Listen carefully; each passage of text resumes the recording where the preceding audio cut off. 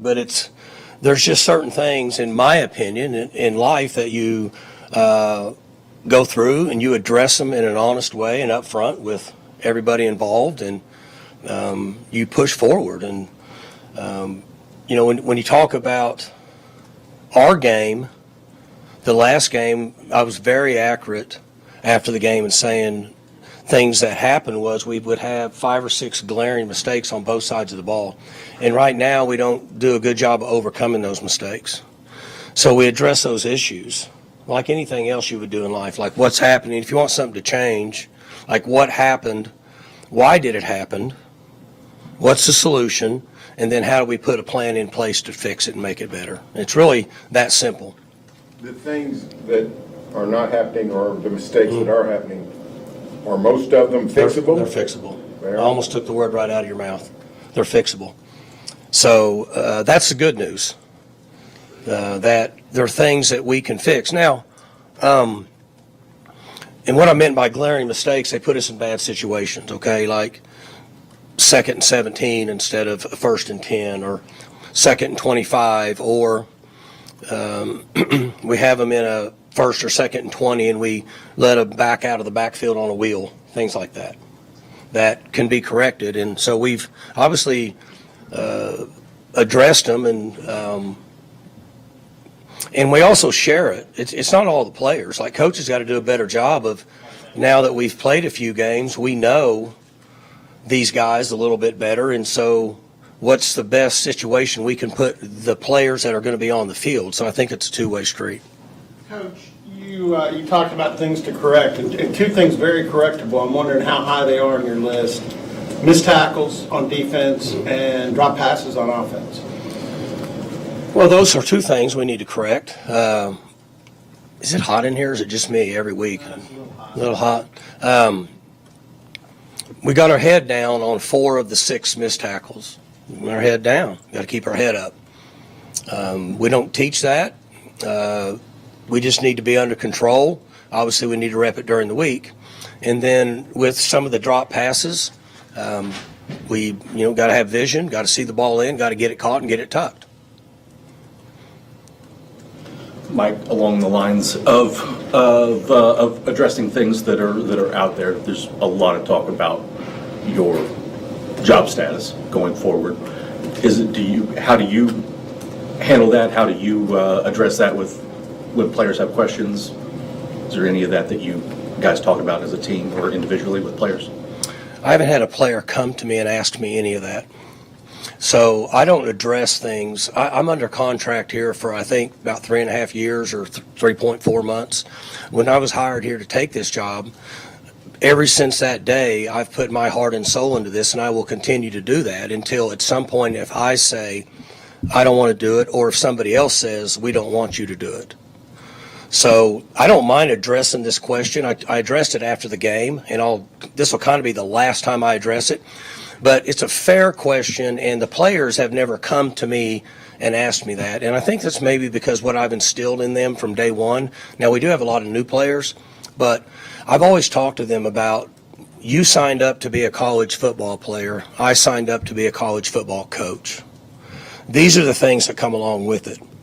Whether we like it or not, it's the way it is. Now, some things might be favorable and rewarding. Some things might be not so favorable and not so rewarding.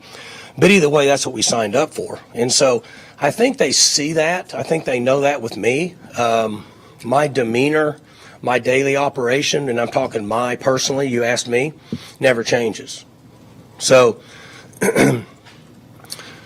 like, now I might come in earlier. If we win, I might come in on Sunday at 8:30. We lose, I'm probably in by 5 a.m. just because I feel better doing that. I feel like I'm trying to figure out why and what happened and get a good plan, because I have 150 people in the building waiting for me to give them a response and an answer. And that's the honest answer. So that's the way I was raised, and that's what was instilled in me, and that's what I believe in. I understand the fans want to win. I think that's great. Like, I addressed the crowd. The crowd was awesome last game. Wish we could have played better for them. Wish we could have coached better for them. But as I said, I understand a fair question from you, but it's not about me. It's about the team and about the organization. And that's the way I see it, and it'll always be that way. But I love what I do. I have the exact same amount of energy that I've had from day one doing this. There's still some strategic things that are involved with each team every year based on talent and what's available and certain things. For example, like with the quarterback, we made a little adjustment based on the other guy leaving the game early, the first game. So there's some strategic things that we can do with Zane, and then they were better from a scheme standpoint, and he was better in the last game. So those things are very intriguing to me. We have 4 or 5 things on defense that I addressed earlier that are kind of glaring that we need to clean up if we do that. So if you clean some of those up and you tackle better, it makes a difference. That part I really enjoy. But there's never, ever become a time that I haven't wanted to come to work and pour my heart and soul into what I do for the players. That has never come about. There's a change in the way college football operates. And some coaches have said, I don't like the new way. Meaning? Like NIL, the portal, all that stuff. I mean, prominent coaches. But you don't feel that way.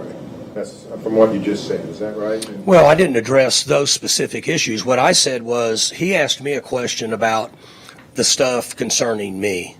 I addressed the question concerning me, which I would like to. I think it's fair that I address this because it is a fair question. We don't live in a shell here. We get it. But I don't think I have to continue to address this with the way I addressed it.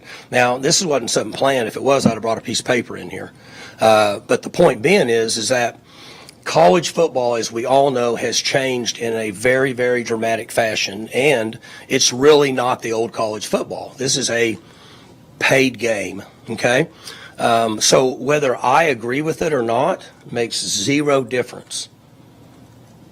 It's like being in an argument with your wife and you know you're right. It makes zero difference. You're wrong. You might as well just get over it, give in. Things are going to be much smoother. So I'm just giving you that. At some point in my life, I will address a lot of things. But right now, my responsibility is our team and what I've been hired to do 21 years ago. And I am 100% all in on that. And that's what I will do based on the hand that we've all been dealt. Equal opportunity. You said some things post-game that, we're riding floors as a young quarterback. He's going to get better. When you watched the tape from Friday, did you think, Flores did some pretty good things? Improved. Really excited about him moving and progressing. If we're going to be honest here, whether people like it or not, we didn't put him in a good situation in Oregon. We weren't really sure about a lot of things, and so I felt like our staff put him in a better situation in this last game, and I thought he showed some improvement. I thought he showed toughness. I thought he ran. I thought he protected the ball, and I know for a fact that he had decent vision of the game, and that's going to get better and better. He's going to have more vision a month from now than he will this Saturday, but that's just the way it is. I said some things about the offensive line and the run game from Oregon that people basically, like they like to say, you're a dumbass, and so forth. But I think this game showed the run game has shown improvement. So they're improving in that area. We had some glaring mistakes at times up there that would have helped us play better in this last game that we need to get corrected. It wasn't just drop balls and some errant throws. We had 4 or 5 key busts up front that we need to improve. Some of those we're dealing with guys that are new to playing this game at this level. So there has to be a certain level of patience as we bring the players along. And then that ties in with the coaches trying to put them in the best position. That ties in with having enough to score enough points to potentially win every game that we play. Your advantage here for so long was Rob Glass and the coaching, right? Rob's development of your guys. By the third year, you had a very specific formula. So now that formula is, if not gone, certainly affected with the roster of people every year, is it just knock a lot of the fun out of it for you? Because you did have that advantage for so long. Well, it was a big advantage for us. And, Bill, the reason that was an advantage for us is because that's a system that we built. Because when he and I started 21 years ago, that's what I thought we could use to win at Oklahoma State, period. We from day one, I pushed for lots of walk-ons. I wanted to go out and get guys, get them in the program. I felt like he could develop them in 3 years. We'd get a good year and a half or 2 years out of them. They go out in the real world and do well professionally because of this culture, and they're not going to play in the NFL. But it doesn't mean they can't be good college football players. Same thing in high school, right? We see them all the time. We see guys that are great high school players that win a lot of games, but they don't play at our level because they don't have the physical characteristics. So what you're saying is true, but I addressed this earlier, and because I get it a lot too. All right, so I'll get people the text messages, man, you've done this all this time. You don't need this. You don't need that. What are you doing? Why are you doing this? Okay, it is still fun for me. So I addressed this after the game. I, thanked the fans for what they did because they were awesome. Somebody asked me, what do you say to them or what will you do? Well, I would do is come cheer like heck for them.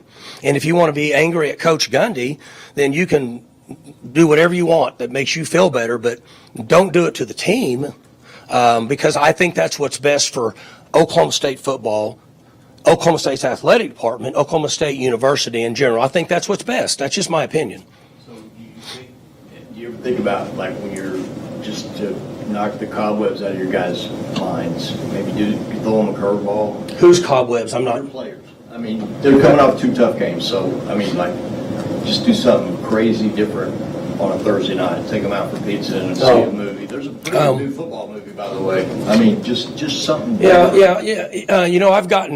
I've visited with quite a few head coaches over the last 3 or 4 days across the country at different levels, just to talk about practices. How are you guys doing things different with the new scholarship limitations, hours spent, all the stuff that you kind of want to review to make sure that our system here hadn't really changed for like 19 years.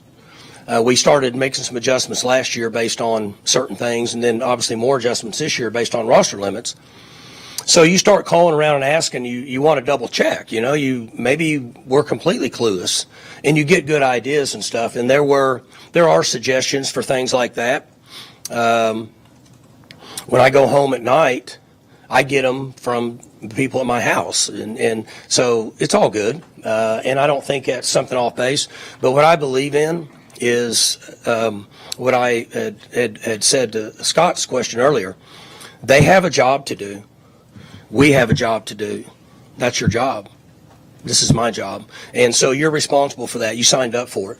Now, if you don't want to do it, just like I've shared with the staff, if you want to go hide in your office, get on your phone, get in little cliques like junior high, act like you're upset, you need to go coach somewhere else because that's not what I believe in. Same thing with the players. Like, we signed up for this, let's go, okay? Or if you don't want to, then we have to play somebody else. No hard feelings.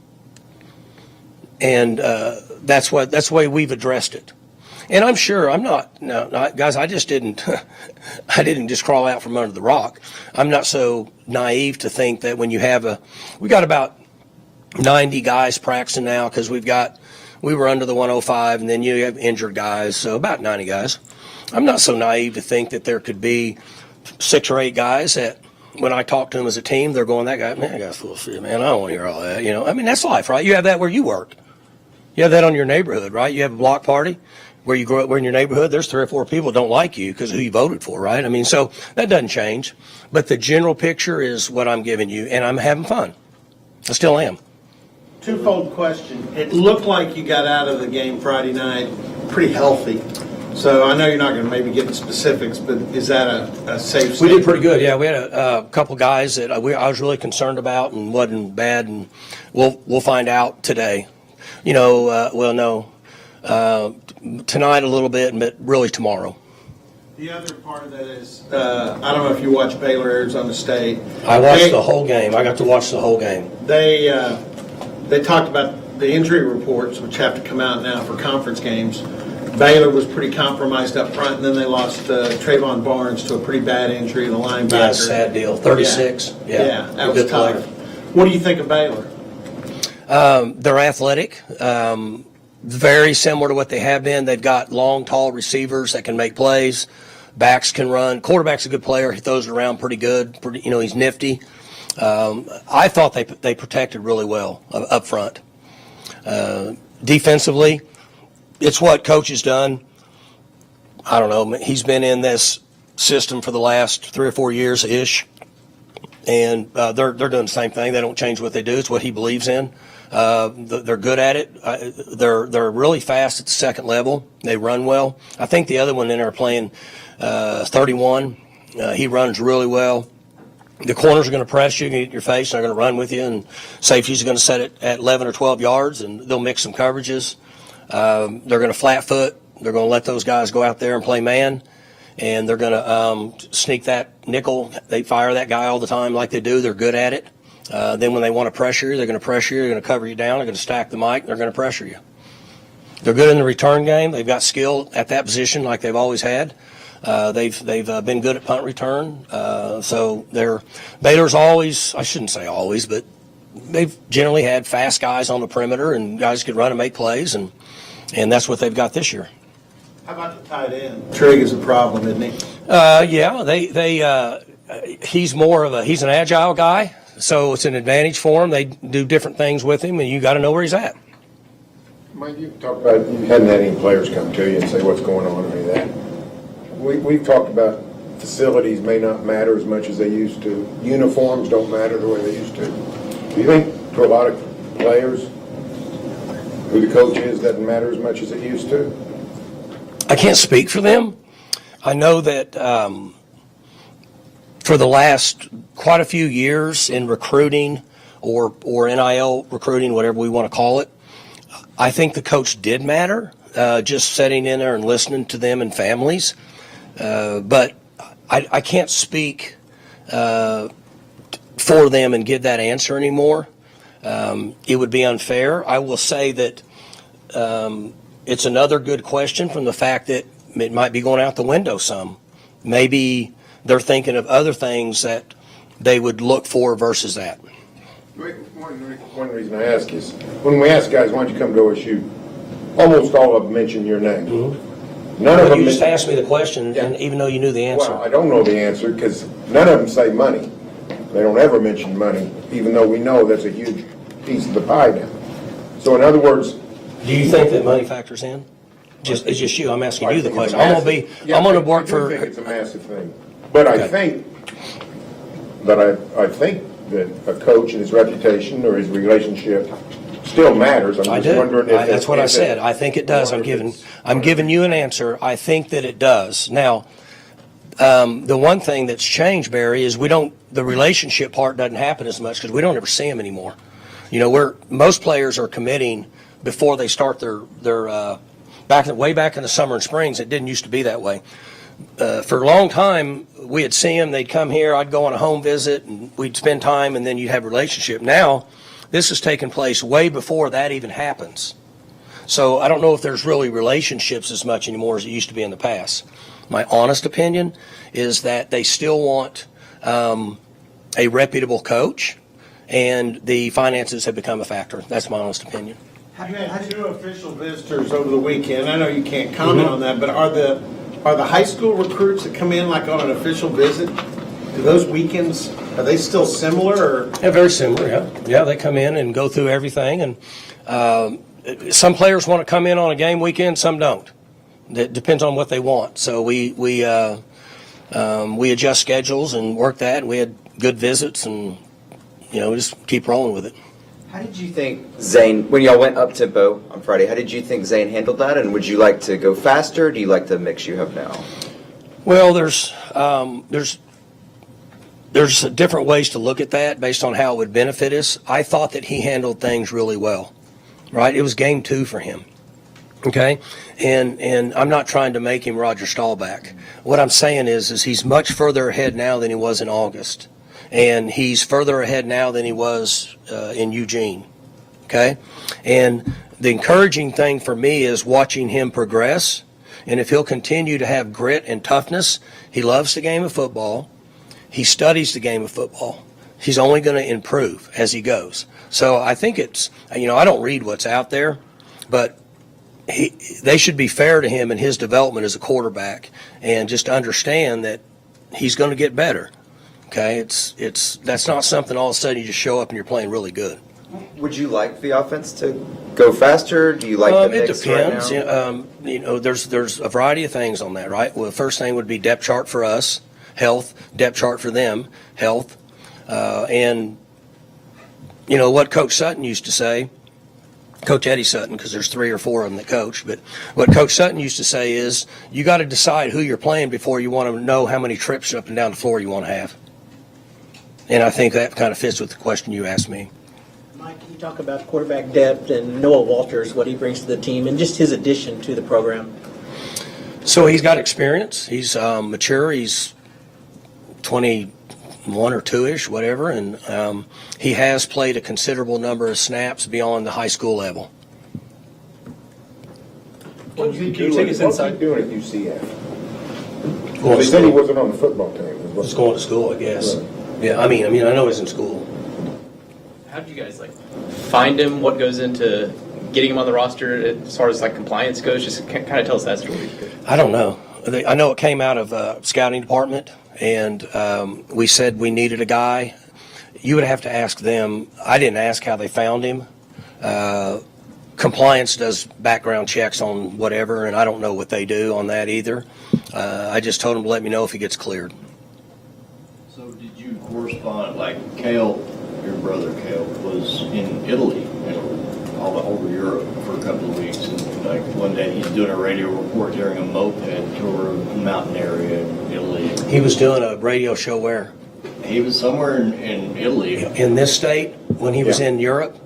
Yes, right. Awesome. Yeah, several of them, in fact. I'm working my ass off and getting beat to death by the public and on social media, and you guys are really nice to me, and he's in Europe. Yeah. But when you surely y'all corresponded when he was in Europe, or he texted your. I did not talk to him. Really? So you were. I don't talk to anybody during the season, very seldom. You don't have the thought. Well, he might text me. We text, but I don't talk to anybody. You don't think, damn, that could be me. I could get it out. Well, I just said it sounded like a pretty good deal. I'm over here getting beat to death by social media, and he's in Europe. But no, I don't have interest in that. I like coaching football. I like what I do. I love the players. So maybe at some point, big plane flights aren't my gig. But I don't. That's not something I want to do. I don't have any interest in that right now.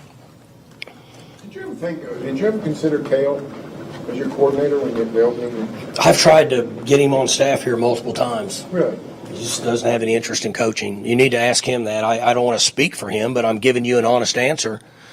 I've had discussions with that, but it's not something he's been interested in. I mean, you guys are all together in the media. I call him a media boy too now.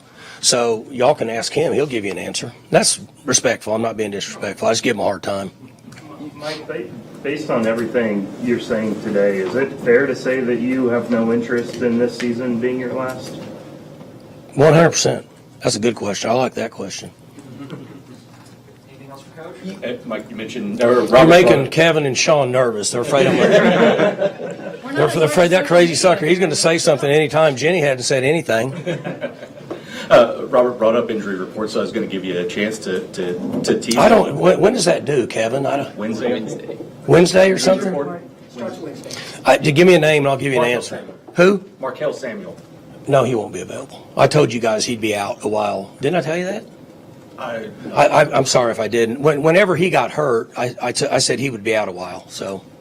What are you hearing about Chad Weiberg in that contract situation? I don't know anything about that.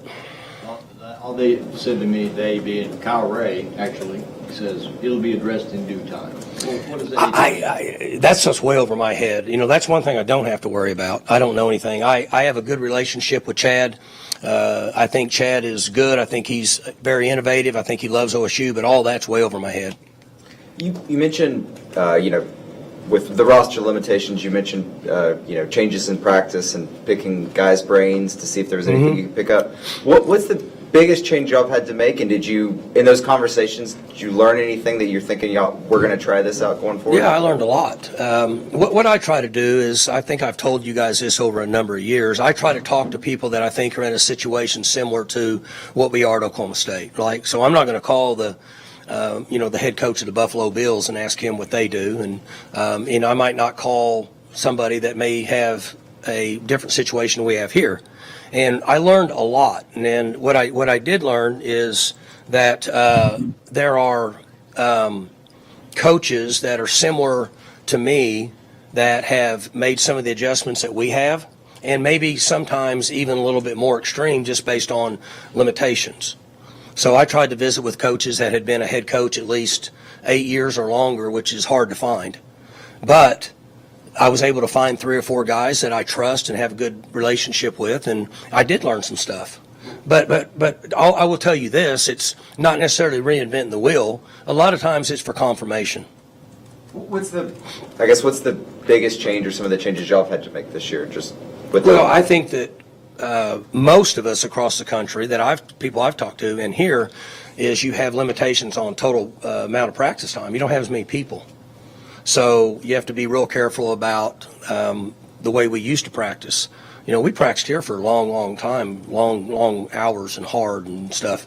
We don't really have those numbers now. So that would be the one thing that would answer your question. Mike, Bill brought up Chad a second ago. Have you, whether Chad or Reed or whoever, obviously the state of things right now is not the expectation that they have for this program. Or me. For you, yeah. Yeah. Have there been Or the fans.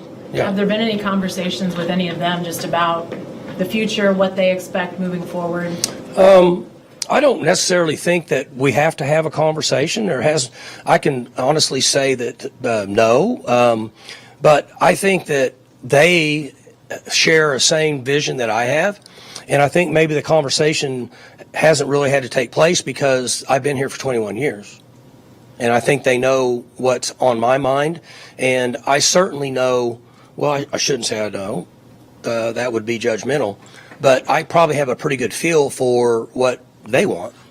So I don't really know that needs to take place, but I guess my answer for that be no at this point. I don't even know if you have an agent at this point, but have any of them reached out to anybody that might represent you to talk about it? I haven't had an agent. Okay. I haven't had an agent in, I don't know, a year, long time. So no I don't, Jenny, I've gone, for all these years when this other job stuff came up, I didn't even have an agent then. You know what I'm saying? I don't have one. Okay. So, I mean, I did like 2008, I think, or 9 was the last time I did, maybe. But no, I've just not ever had an agent. Arizona. 2 more. I'll do your job. Kevin's already lost 6 pounds. Arizona at 2 o'clock. They say 2 o'clock Oklahoma time, which is noon out there. That's a trip out west that you could get stuck with a late night fly home. Get here at sundown. So it's game time? I didn't know we had game time. Noon. It's going to be noon Arizona time, 2 o'clock here, I think. Okay. Do you like it when you hear that word, going out west, and you're not going to get a night game or put you getting back home? Sunday morning. Traveling home. Yeah. Yeah, that's much easier. Yeah, right. I mean, I will say this. My question is, are you pleased so far? The new additions out west, it looks like maybe only once so far, BYU last year. You got hit late night. So you feel pretty good about the way the schedules broke on the West Coast? Yeah, and yes, and I think we talked about this maybe a week ago. This is not going to change, right? So conferences are all over the country, and media, television market controls what we do, and we all have to be okay with it. So the additions of those schools has been very beneficial to this league, in my opinion. You guys know that I'm a big fan of the commissioner, and I think that we can tell with the additions that has been really good for us. And so you might get stuck on a game like that. Would we prefer to play earlier so we can then get back? Bill alluded to a little bit of my age and stuff and whatever, but I will admit this. I would prefer to go to bed at noon or 1 in the morning instead of 6 before the next day. It makes a big difference. I can get home and go to bed at 1 in the morning, still get up at 6, and I can function the next day. The other one's a little rough on me. I was good at it in college, not so good now. You like that one, didn't you, Jenny? Yeah. And now you're thinking, me too. I'm pretty good at that too. Anything else? I got one more there. All right, go ahead. SEC, big controversy. They said they missed the call on OU trying to run a trick play with guy. Yeah, I read about that this morning. I did not see it, but I read about it. How prevalent is that with coaches trying to, either that particular play, basically fake a substitution, or any other play where you're skirting the rules and you're just hoping the ref doesn't call. So they've made a big point of that over the last few years because there was quite a bit of it. You remember when we did it against Texas TCU, and the fake, the field goal guy and ineligible numbers throwing passes. And then we went to Iowa State the next week, and I'm sitting there in the locker room before the game. We had 6 plays for Iowa State, and they walked in and said, Steve Shaw said you can't do that. I'm like, what? You can't do that? But they did. So it's a deception deal that I'm guessing, right, to act like I'm on the sideline. If you can pull it off, it's pretty smart. But the officials have made a point that there's 2 areas that they don't want. This is what they've said. They don't want deception to be a part of the game. And in particular on special teams, like who's on the ball, who's off the ball, all that. Because you remember when Coach Briles was at Baylor, he ran that fake punt all the time where the wing would be like halfway on the ball and not. Remember, they'd take it and then they'd throw it to him. They did it to us, and we knew it was happening. Twice we knew it was happening. I was screaming at it, and they still did it to us because we didn't know, and we coached it up. They're trying to not take deception out of the game, but obviously it works. Pretty smart on their part. They pulled it off. Now, it's supposed to be a 15-yard penalty, right? So the risk-reward, whatever. But I did not see it, but obviously it worked. Baylor did the lonesome NDU. The same thing. Line him up on the sidelines like he's... Yeah, I don't remember that. Yeah, But, Baylor did that. yeah, but either way, I just read about it this morning drinking coffee. All good? Good. All right, guys. Thank you.